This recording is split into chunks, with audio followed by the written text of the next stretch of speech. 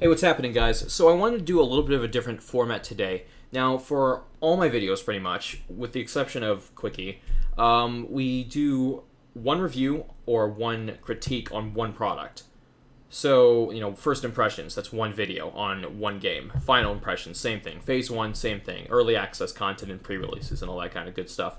So, the problem with that for Phase 1 is that we look at a lot of games that are unfinished and incomplete. I mentioned this, but I usually do the show just to promote the games, and not because I'm being paid to, because I see a game in early access like, wow, this game's really cool, like Darkest Dungeon, and I'll want to do a video on that promoting it and say like, hey, maybe you should give this game a look.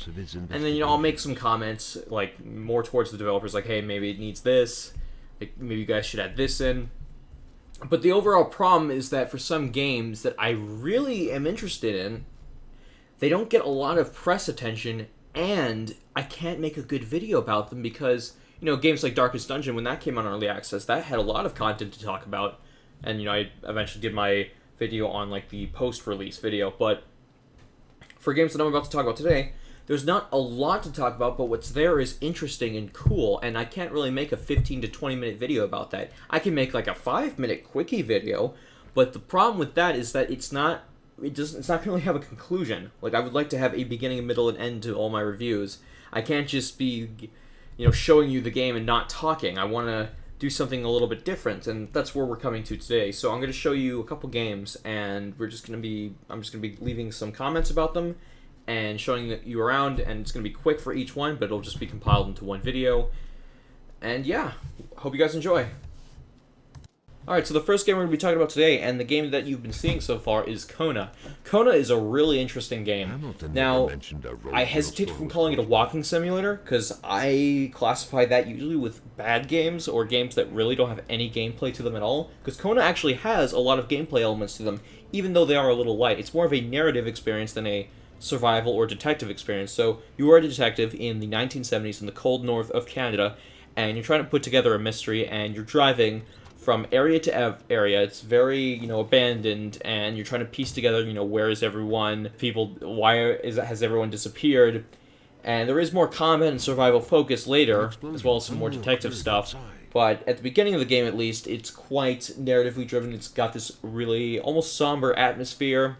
And as you stop on your way to your destination, you are stopping at random places to, like whether to be refuel your car or find clues on where you're supposed to go next. There's a little bit of puzzle solving, but I would more likely call it problem solving, where you're going around, you're finding all the little like something like keys or little crafting materials to unlock doors, and it's a really relaxing experience despite having survival elements. It's more of a narrative game first than survival, and there are cool survival elements to it. There's also some extra mechanics such as journalism and photography, although currently photography isn't, it's not too interesting. You just take a couple pictures and you can save them. That is being revamped though. Development, I should mention, is very active. They're constantly squashing bugs and making the performance better. And it is really nice looking. It's not exactly what I would call on rails. Yes, there is a destination you need to go to, and yes, it is quite linear right now. But there are some branching pathways you can go to explore different areas.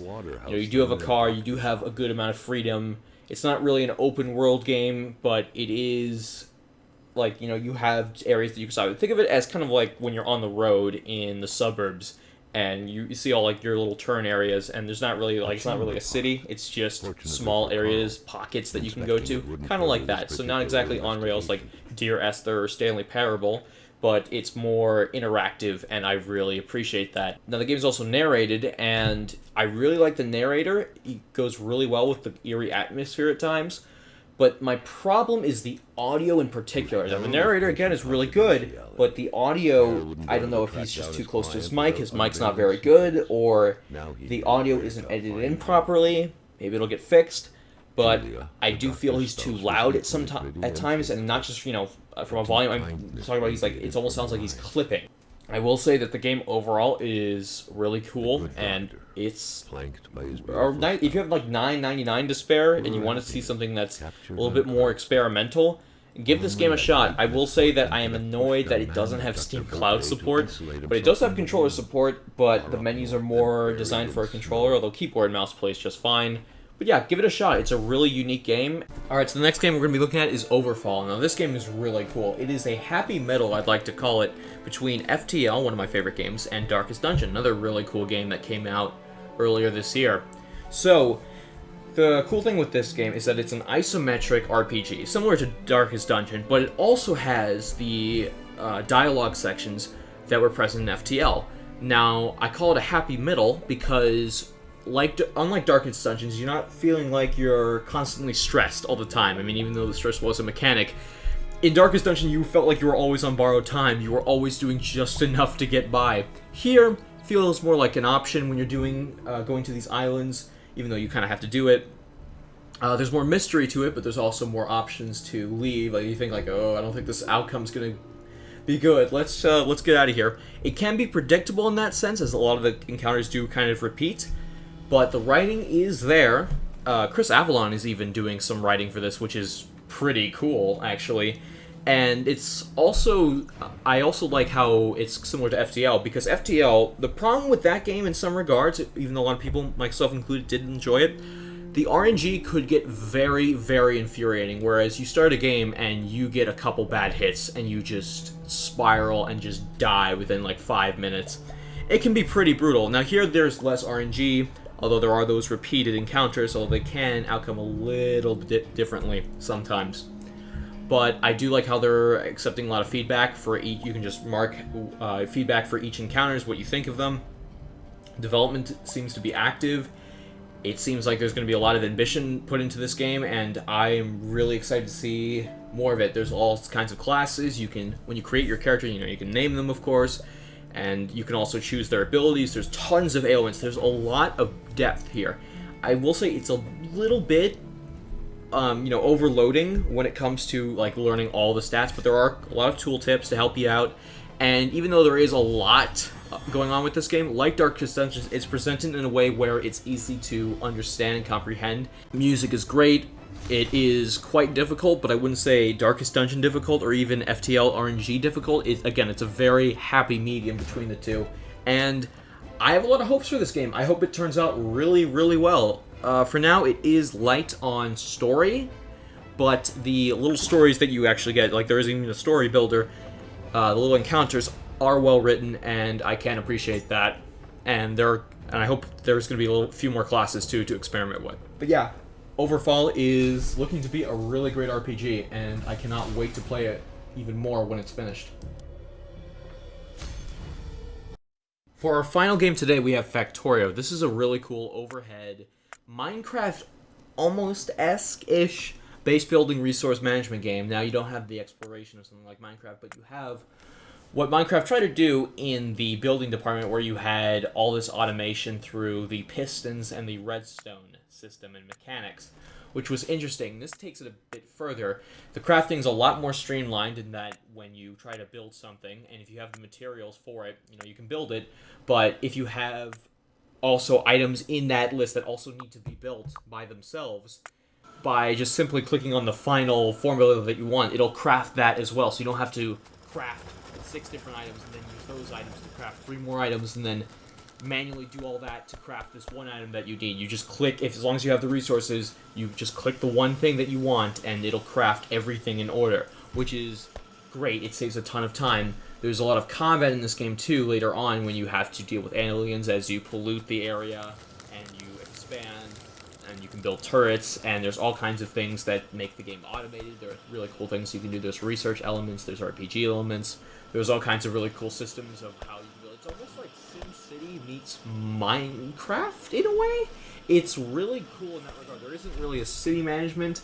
You don't have a lot of people like where you have to feed them. But it is really cool in the regard of you have all these buildings that you can tinker with, all these options for mining resources, making everything automated, making sure that nothing's going wrong with machines. And it turns into what should be, by all regards, a really tedious game and makes it into something incredible. Now, it's not really good for everyone, it's good for any game, but it's really going after a particular style gamer, someone who likes to manage, someone who likes to plan out everything. Not my type of game, but I can definitely see a lot of people liking and really enjoying this type of game. It also helps a lot that the development has been very active with this game in the community and producing updates to, increase performance on lower end systems, squash bugs, and help rework the multiplayer into Steamworks, which is always very much appreciated. I hate it when games launch with multiplayer but no Steamworks integration. We hate forwarding our ports. Stop it. But anyway, that's much appreciated, and that pretty much wraps us up for this indie early access roundup. I'd like to extend my thanks to the developers for providing me with code for all 3 games. You can check out each individual games in the description. I'll leave a link to the Steam store page. Early access, we kind of make fun of it. We say it's a cesspool where anyone can post games on early access, and unfortunately that's kind of true. But it's nice to find 3 gems, in this case, in the turd that is the early access system. I do hope Steam kind of fixes that, but that freedom does allow a lot of developers like these to do what they can and what they want, and I can appreciate that to a degree, but there needs to be more regulation. I hate having to point out great games in these cesspools where a lot of people just talk about the bad games. No one's talking about the good ones. Kona, for example, I felt got almost no attention. I just happened to stumble across it. Overfall will have some following because of Chris Avalon, and its genre is very dedicated, as is Factorio's sandbox-based genre, and they seem to have gotten a little bit more promotion in the streaming area, but yeah, I do wish all these games the best. I hope they come out complete, or at least close to it, what the developers want out of the games, and, well, I can only wish them the best of luck. Anyway, guys, thank you very much for watching. I'll see you next time. I'm out.